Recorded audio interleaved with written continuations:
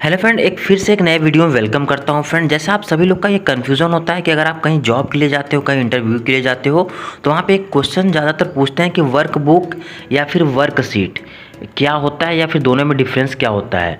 तो मैं आज आप लोग को इस वीडियो में वर्क शीट और वर्क बुक के बारे में बताने वाला हूँ। फ्रेंड, बहुत अच्छे से क्लियर हो जाएगा आपको ये वीडियो देखने के बाद। किसी भी तरह का कन्फ्यूज़न नहीं रह जाएगा एक्सेल में कि वर्क शीट और वर्क बुक में क्या अंतर होता है।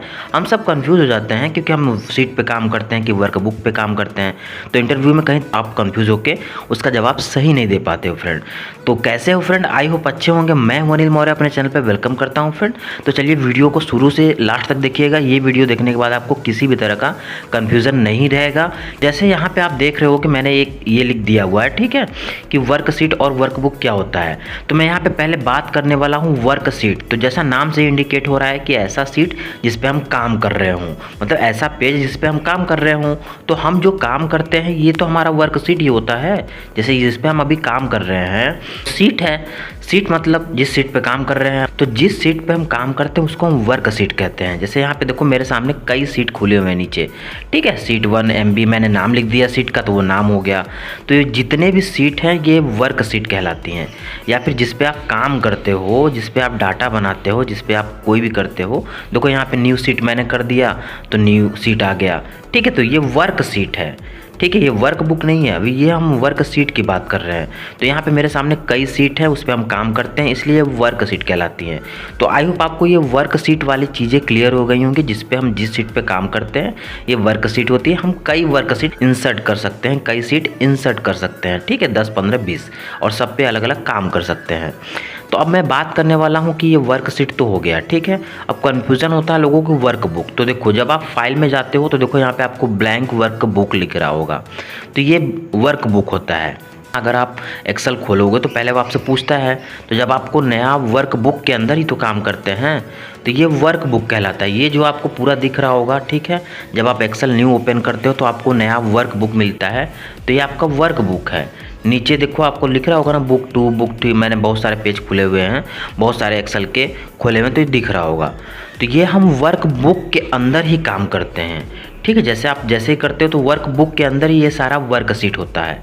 तो अब आपको ये चीज़ें क्लियर हो गई होंगी कि वर्क बुक के अंदर हम काम करते हैं और वर्क बुक के अंदर ही वर्क शीट होता है, ठीक है। जैसे एक सिंपल आप समझना चाहते हो तो क्या होता है, जैसे अगर आप स्कूल बैग लेके जाते हो तो स्कूल बैग के अंदर बुक रखते हो, ठीक है, न कि बुक के अंदर बैग रखते होगे। तो यही सेम चीज़ें हैं कि आप वर्क बुक के, देखो यहाँ पे बुक लिखा हुआ भी है, ठीक है, यहाँ पे भी ब्लैंक वर्क बुक लिखा है।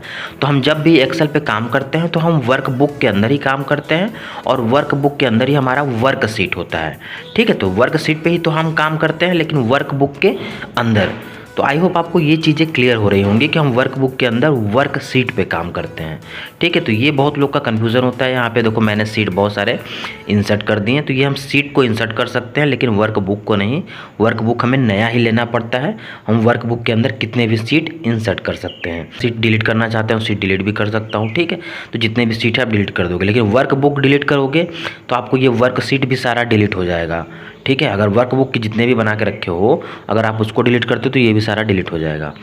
तो इस तरह वर्क बुक के अंदर बहुत सारे हो सकते हैं, लेकिन वर्क बुक के अंदर वर्क शीट नहीं होता है। तो ये एक छोटी सी कन्फ्यूज़न थी जो लोगों को कन्फ्यूज़न होती है, ठीक है।